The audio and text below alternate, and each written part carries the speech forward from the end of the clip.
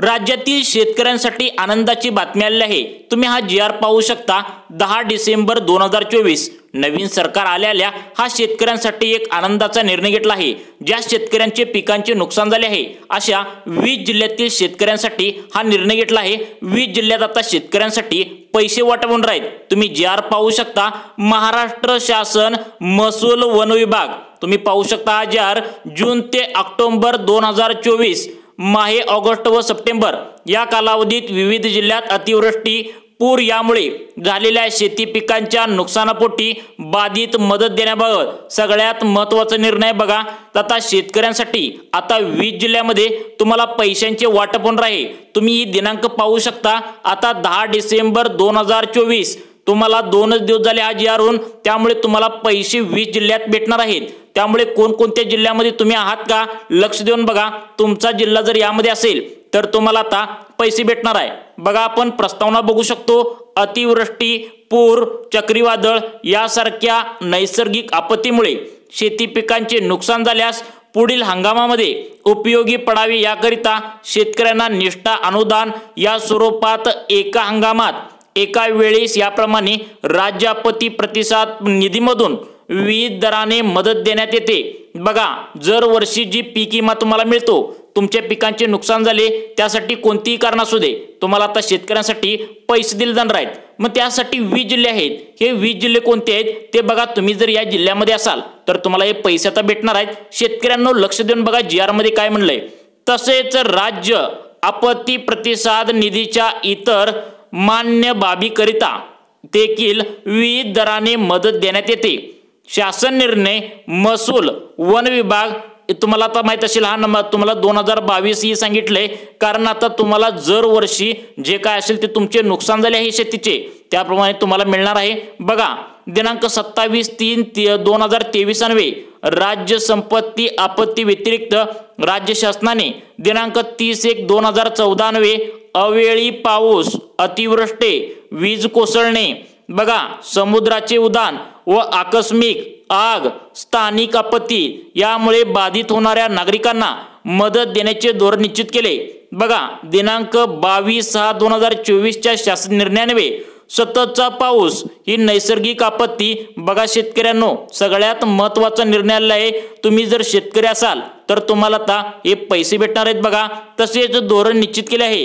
तसेच 22/6/2023 च्या शासन निर्णयान्वये सततचा पाऊस हे नैसर्गिक आपत्ती घोषित करण्यात आले आहे। संदर्भ क्रमांक 3 येथील 1/1/2024 च्या शासन निर्णयान्वये नोव्हेंबर 2024 मधील अवेळी पाऊस, गारपीट यामुळे झालेल्या त्यापुढील कालावधीसाठी अवेळी पाऊस, गारपीट व इतर नैसर्गिक आपत्तीमुळे होणाऱ्या शेती पिकांच्या नुकसानीकरता सुधारित दराने 2 ऐवजी 3 हेक्टरी यापर्यंत मदत अनुज्ञेय करण्यात आले आहे। बघा, जून ते ऑक्टोबर 2024 म्हणजे आताच आहे। बघा, आता जून ते ऑक्टोबर 2024 मध्ये जे काय झाले या महिन्यात अतिवृष्टी, पूर यामुळे झालेल्या शेती पिकांच्या नुकसानीसाठी विभागीय आयुक्त यांच्याकडून निधी या मागणीचे प्रस्ताव शासनास प्राप्त झाले आहेत। या अनुषंगाने खालील प्रमाणे निर्णय घेण्यात आलाय। बघा, शासन निर्णय कोणता घेण्यात आलाय बघा। 20 जिल्ह्यात तुम्हाला आता हे पैसे भेटणार आहेत। तुम्ही जर या 20 जिल्ह्यामध्ये असाल तर तुम्हाला आता पैसे भेटणार आहे। शासन निर्णय काय म्हणते मित्रांनो, शासन निर्णय काय आलाय बघा। सगळ्यात महत्त्वाचं सांगतो तुम्हाला, शासन निर्णय काय आलाय बघा। जून ते ऑक्टोबर 2024 या कालावधीत राज्यात विविध जिल्ह्यामध्ये अतिवृष्टी, पूर यामुळे झालेल्या शेती पिकाच्या नुकसानीसाठी शेतकऱ्यांना मदत देण्याकरिता संदर्भ दिन क्रमांक 3 येथील शासन निर्णयान्वये निश्चित केलेल्या दरानुसार तुम्ही वाचू शकता। हा आकडा अक्षरी याचं वाचा बघा। 2,920,57,50,000 फक्त इतका निधी वितरित करण्यास शासनाची मंजुरी देण्यात येत आहे। बघा शेतकरी मित्रांनो, नवीन सरकार आलेले हा महत्त्वाचा शेतकऱ्यांसाठी निर्णय घेतलाय।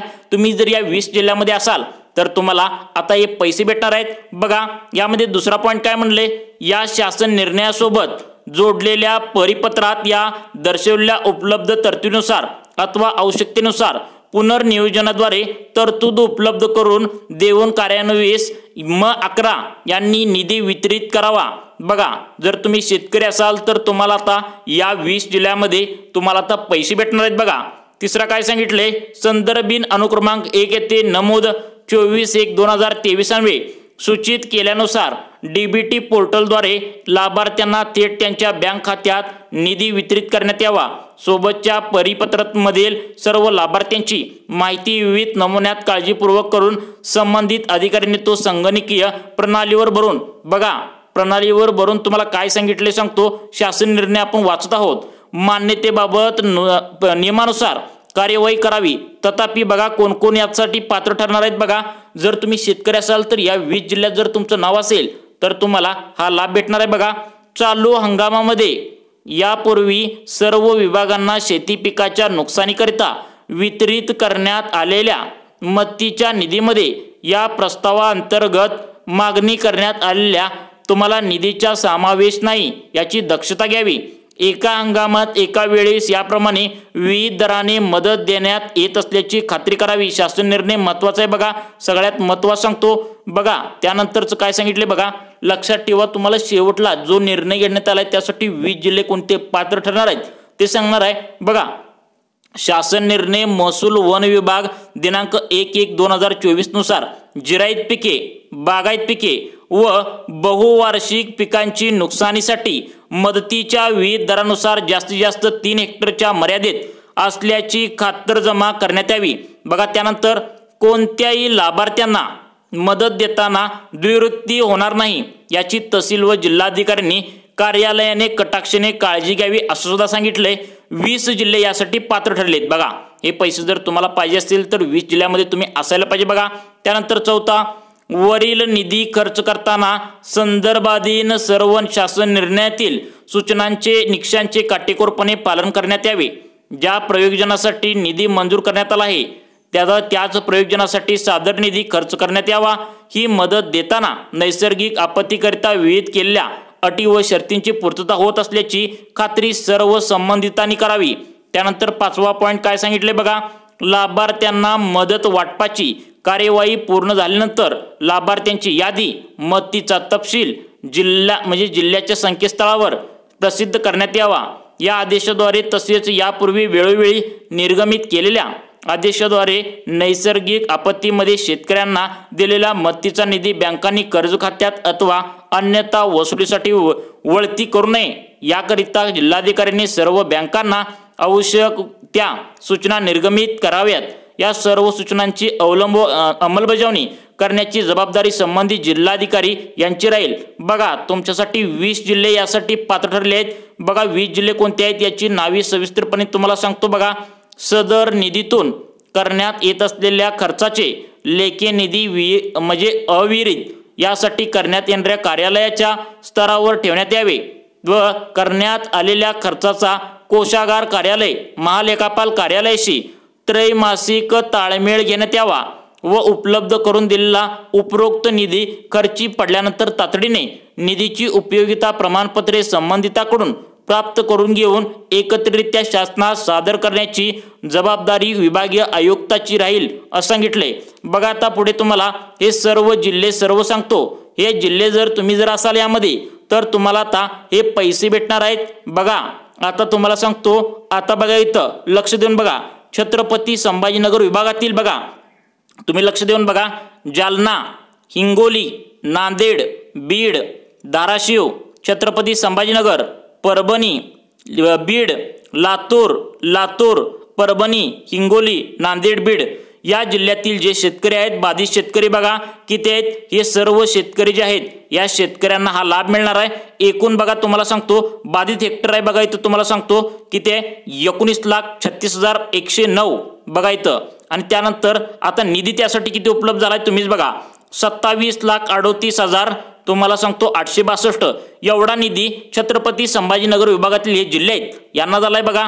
त्यानंतर तुम्हाला पुढील जिल्हे सांगतो बघा। आता नागपूर विभागातील बघा कोणते जिल्हे आहेत, नागपूर विभागातील जर विचार केला तर वर्धा, नागपूर जिल्हा, गोंदिया, त्यानंतर भंडारा, वर्धा, गडचिरोली, त्यानंतर नागपूर, त्यानंतर चंद्रपूर, वर्धा या जिल्ह्यांना टोटल निधी आता उपलब्ध किती झालाय बघा ते पण सांगतो तुम्हाला सविस्तरपणे।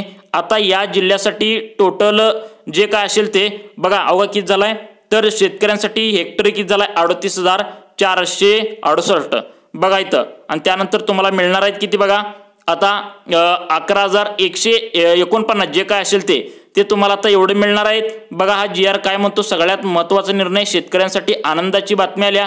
बघा तुम्हाला सविस्तरपणे त्यानंतर जिल्हे कुठले पात्र ठरलेत बघा, त्यासाठी नाशिकमधले कोणकोणते आहेत बघा, आता तुम्हाला सांगतो सविस्तर। नाशिकमधले हे नाशिक आलं, त्यानंतर धुळे आलं, नंदुरबार आलं, त्यानंतर जळगाव आलं, अहमदनगर, यासाठी सुद्धा सर्व शेतकऱ्यांना हे पैसे मिळणार आहेत।